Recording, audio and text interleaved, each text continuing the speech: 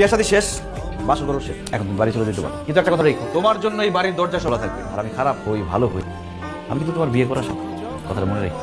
তোর ভাবিরে বাড়িতে পৌঁছে দিয়ে আয়।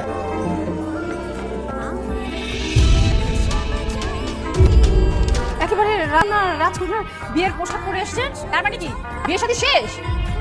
কোন মুখ নিয়ে এসেছে? আপনার তো বাড়িতে থাকার কথা। শোনো, তোমার মেয়ে এই বাড়িতে থাকবে না, তাহলে আমরা মানুষের মুখ দেখাতে পারবো। এসব তুমি কি বলছি তুমি বুঝতে পারছো না? আমি বাংলা ভাষায় বলছি। এই এখানে থাকে তাহলে তুমি মানুষ বলবে। শুনি, খবরদার, তুমি এক খবর বানা, ও আমার মেয়ে, এই থাকবে, কথাটা ভুলে যাবা না। আর তোমাকে একটা কথাই বলছি, এই মেয়ে বাড়িতে থাকবে না, এটাই আমার শেষ। টেনশন করিস না, আমি দিচ্ছি। প্লিজ এখন চুপ থাকো, তুমি অন্য একজনের স্ত্রী। তুমি বিয়ে বলছো? আমি এটা বিয়ে বলতে পারছি না। ঠিক আছে বিয়ে গেছে, আমি বুঝলাম, কিন্তু এই বিয়েতে তোমার মত ছিল। আমাকে তো জোর করে নিয়ে বিয়ে করছে।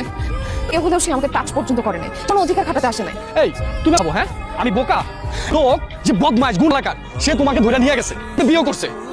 একটা তুমি ছিলা, আর এখন বলতেছো সে তোমাকে করে না, আর ওটা আমাকে বিশ্বাস করতে হবে। তুমি আমাকে বিশ্বাস করো। দেখো, তো বিশ্বাস না করো, তুমি তো আমাকে বিশ্বাস করবা। আমাকে দেখো, এমন কথা বলো না, বিশ্বাস করতে কষ্ট হয়। তোমাকে আমি ভালো, কেন আমি তোমাকে মিথ্যা কথা বলবো? ওকে না, আমি তোমার সাথে ছিলাম। এখন তুমি কথা বলতেছো নাকি মিথ্যা কথা বলতেছো? আমি সেটা কি বলতেছো? বলতেছি, আমি একটা কথা বলতে চাচ্ছি। আমার পক্ষে না রিলেশনটা কন্টিনিউ করা। তোমার এই খবরটা শোনার পর বাবা মা কেন কেউই বিশ্বাস করবে না।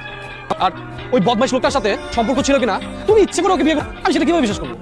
দেখো, আমি আর এই বিষয়টা নিয়ে তোমার সাথে একদম কথা বলতে চাচ্ছি না। ভালো থাকো।